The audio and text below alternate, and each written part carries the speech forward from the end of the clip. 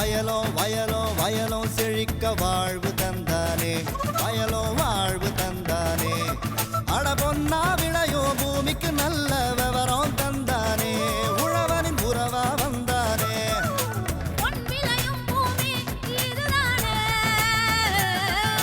வயலோ வயலோ வயலோ செழிக்க வாழ்வு தந்தானே, வயலோ வாழ்வு தந்தானே.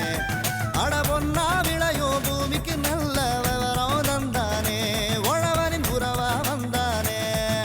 தந்தன தந்தன தன தந்தானே, மண்வள பொங்கிட துணை வந்தானே. தந்தன தந்தன தன தந்தானே, மண்வள பொங்கிட துணை வந்தானே. மாத்தி யோசிச்சேங்க. வளர்ச்சி அடக்கப்பட்ட மீன் குஞ்சு வளர்ப்பில் வெற்றி கண்ட விவசாயி டி மதியழகன். இவர் திருவாரூர் மாவட்டம் வலங்கைமான் தாலுகா ஆலங்குடி அஞ்சல் பூந்தோட்ட கிராம விவசாயி ஆவார்.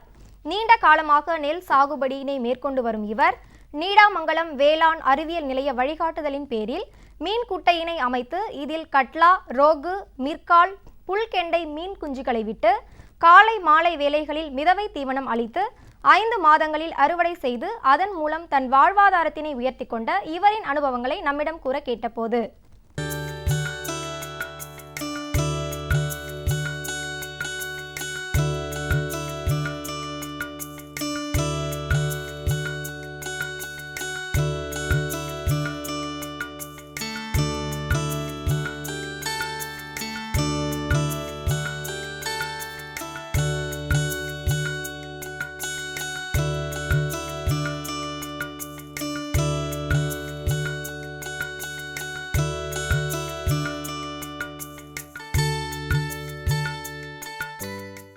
நான் வந்து ரொம்ப காலமாக சாகுபடி பண்ணி கொண்டிருந்தேன், நெல் சாகுபடி பண்ணி கொண்டிருந்தேன். அடுத்ததாக ஒரு 100 குழி குளம் வெட்டி அதில் மீன் குஞ்சு வளர்த்தேன். அதில் வந்து சின்ன விரலளவு குஞ்சு விட்டு மீன் வளர்த்துருந்தோம். ஆனால் அதில் வந்து நாட்டு குஞ்சை விட்டுறது போது எல்லா மீன்களும் வந்து அதை சாப்பிட்டுட்டு லாபகரமான தொழிலாக இல்லாமல் இருந்துச்சு. நாங்கள் விவசாய சம்மந்தமாக கேவிக்க போகும்போது அவங்க எங்களுக்கு வந்து மீன் குட்டை வளர்க்குறத பற்றியோ மீன் இதுமாரி பண்ணலாம் அப்படின்லாம் சில தொழில்நுட்பங்கள்லாம் சொல்லி கொடுத்தாங்க. அதில் வந்து அவங்க வந்து டாக் சைஸு பெரிய சைஸ் மீன் கொடுத்தாங்க எங்களுக்கு. அந்த குஞ்சை வந்து நாங்கள் உணாஞ்சி விட்றப்ப எங்களுக்கு எந்த விதமான சுகாதாரமும் இல்லை. போன வருஷம் 1000 குஞ்சு வாங்கிட்டு வந்து அவங்கள்ட்ட விட்டேன். 1000 குஞ்சும் அப்படியே 1000 கிலோவாக ஆணுச்சு. அதில் வந்து எங்களுக்கு நல்ல லாபகரமான ஒரு நல்ல தொழிலாக இருக்குது. அதுக்கப்புறம் நான் வந்து இப்போ 200 குழி குட்டை வெட்டி அதில் திருப்பி குஞ்சு விட்ருக்கேன். மிதவை தீவனம் வாங்கிட்டு வந்து காலம்புற ஒரு 1/2 கிலோ, சாயங்காலம் ஒரு 1/2 கிலோ தான் போடுறோம். மாட்டு எருவு சாணி, அதை பச்சை சாணி கொண்டு வந்து காலம்பரையும் மாலையும் அதில் கொட்டுறோம். 15 நாளைக்கு ஒரு நட அதில் கொட்டுறோம். குளம் வந்து கரெக்டாக 4 அடி ஆழம். அந்த 4 அடி ஆழத்தில் 3 வகையான குஞ்சு, 6 வகையான குஞ்சு விட்ருக்கோம். ரோகு, மெருகால், கட்லா, புல்லுகண்டை, சீசி, அதுமாரி இத்தனை வகையான மீன் அதில் விட்டுருக்கோம். 1000 குஞ்சு எல்லாத்துலேயும் கலந்து 1000 குஞ்சு அவங்கள்ட்டேருந்து வாங்கிட்டு வந்து அதை விட்டோம். நல்ல விதமாக அது வந்து பெருத்து நல்ல விதமாக எங்களுக்கு கிடச்சிது. அந்த விரலளவு குஞ்சுக்கு இது வந்து எவ்வளவோ தேவலாம். அடுத்தது என்னென்னு கேட்டிங்கன்னா, மழை வெள்ளம் இந்த சீசனில் வந்து அந்த விரலளவு குஞ்சை விட்டு 1 வருஷம் ஆகும் அதை நம்ம அறுவடை பண்ணுறதுக்கு.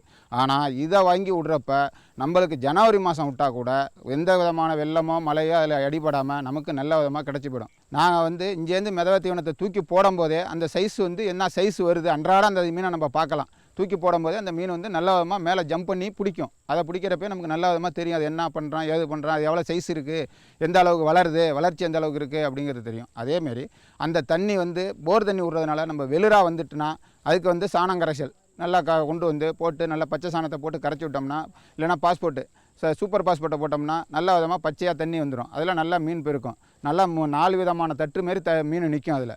அதை வந்து நமக்கு 5 மாதத்தில் அதை பிடிக்கிறப்ப 3/4 கிலோலேருந்து 1 கிலோ அப்போ தான் அந்த மார்க்கெட்டுக்கு நல்ல நிலவரம் தெரியுது. நல்ல நிலவரமாக நமக்கு வாங்குறதுக்கு விருப்பம் உள்ளவங்களாம் இருக்காங்க. குறைந்தபட்சம் ஒரு ஏக்கரில் ஒரு 75,000 ரூபா நமக்கு கிடைக்கும். அந்த 75,000 ரூபா 25,000 ரூபா செலவு போயிட்டுனா பாக்கி 50,000 ரூபா நமக்கு நல்ல லாபமாக இருக்குது. அதே நெல்லை நட்டோம்னா அந்த ஒரு ஏக்கரில் நமக்கு 50,000 ரூபா லாபம் கிடைக்காது. அதனால் இது வந்து நல்ல லாபகரமான தொழிலாக நம்ம அதை செய்யலாம். விவசாயி டி மதியழகன் அவர்களை 09940698880 என்ற கைபேசி எண்ணில் தொடர்பு கொள்ளலாம்.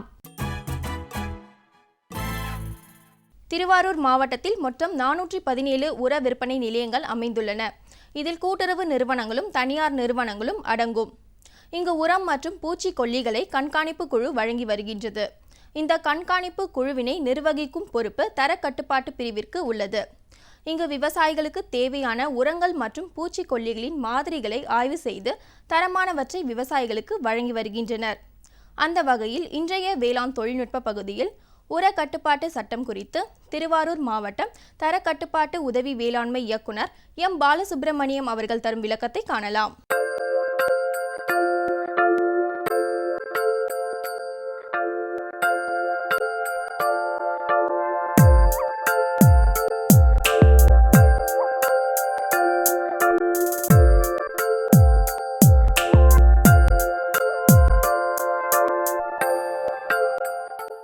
மாவட்டத்தில் உரம் மற்றும் பூச்சி மருந்தினுடைய விற்பனை மற்றும் அதனுடைய தரக்கட்டுப்பாடை ஆய்வு பண்ணுவதற்காக எனது பணி மேற்கொள்ளப்படுகிறது. திருவாரூர் மாவட்டத்தில் உர விற்பனை நிலையம் மொத்தம் 417 விற்பனை நிலையங்கள் உள்ளது. கூட்டுறவுத்துறை மூலம் 130 நிலையங்களும், தனியார் உர நிறுவனங்கள் 337 உர நிறுவனங்களும் செயல்பட்டு வருகிறது. மாவட்டத்தில் உரம் மற்றும் பூச்சி மருந்தின் தரத்தை பரிசோதித்து அதன் அடிப்படையிலே விவசாயிகளுக்கு வழங்குவதற்காக வேளாண்மை அலுவலர் இவர்கள் மூலம் மாவட்ட அளவில் இந்த கண்காணிப்பு குழு அமைக்கப்பட்டுள்ளது. உரத்தினுடைய தரத்தை அறிந்து கொள்வதற்காக மாதிரிகள் எடுத்து பிற மாவட்டங்களுக்கு அனுப்பி வைக்கப்படும். இந்த மாதிரி எடுப்பது உர ஆய்வாளர்களுடைய பொறுப்பு.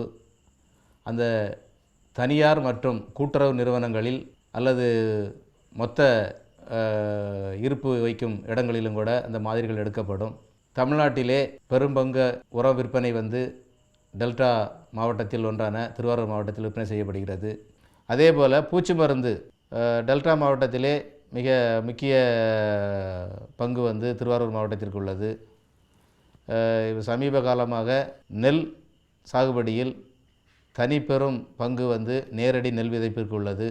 இந்த நேரடி நெல் விதைப்பினால் சில சூழ்நிலைகளில் களை மற்றும் பூச்சி நிர்வாகத்திற்கு ரொம்ப முக்கியத்துவம் அளிக்கப்பட்டு வருகிறது. களை கொல்லி மற்றும் பூச்சி மருந்துகளெல்லாம் தரமான முறையில் விவசாயிகளுக்கு வழங்கப்படுகிறது என்பதை ஆய்வு செய்வதற்கும், மாதிரிகள் தனியார் மற்றும் கூட்டுறவு நிறுவனங்களில் மாதிரிகள் எடுத்து சம்பந்தப்பட்ட ஆய்வகங்களுக்கு அனுப்பி கிடைத்த பரிசோதனையின் முடிவுகளை அதனுடைய தரமற்ற பூச்சி மருந்தாகவோ அல்லது தரமற்ற உரமாக இருந்தாலும் மேல் நடவடிக்கை தொடர்வதற்காக நடவடிக்கை எடுக்கப்பட்டு வருகிறது.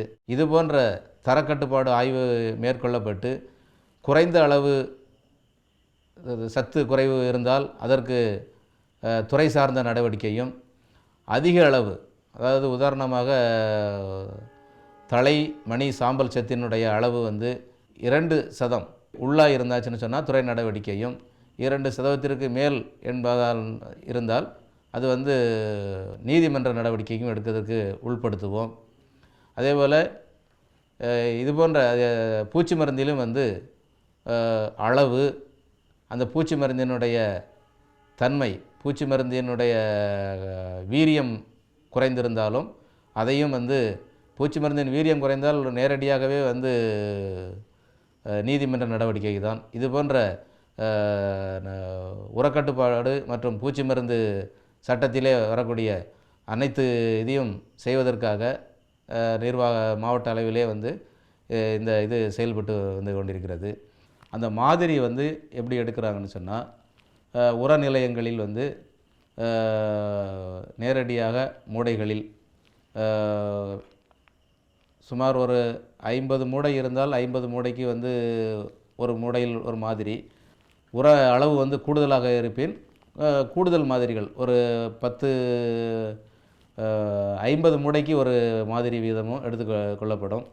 ஒரு மாதிரியானது இப்போ ஒரு மூடையை எடுத்து அதை கீழே சுத்தமான இடத்தில் பரப்பி அந்த மாதிரியை சமபங்கு முறையிலே பிரிக்கப்பட்டு கடைசியாக 3 மாதிரிகள் எடுக்கப்படும்.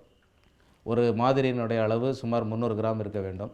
இப்படி 3 மாதிரிகள் எடுத்து ஈரம் படாத அளவுக்கு பாலித்தீன் கவரில் போட்டு அதற்கு மேலே இந்த மாதிரி துணிப்பையில் போட்டு அதை மெட்டாலிக் சீல், அவங்களுக்கு கொடுக்கப்பட்ட மெட்டாலிக் சீல்னு சொல்லக்கூடிய அந்த இரும்பு முத்திரையை இதில் பதிச்சு இந்த ஒரு மாதிரியை உர ஆய்வகத்திற்கும் ஒரு மாதிரியை அவருடைய உர ஆய்வாளருடைய இருப்புக்கும் இன்னொரு மாதிரியை வந்து உரிய நிறுவனத்திற்கும் வந்து ஒப்படைக்கப்படும்.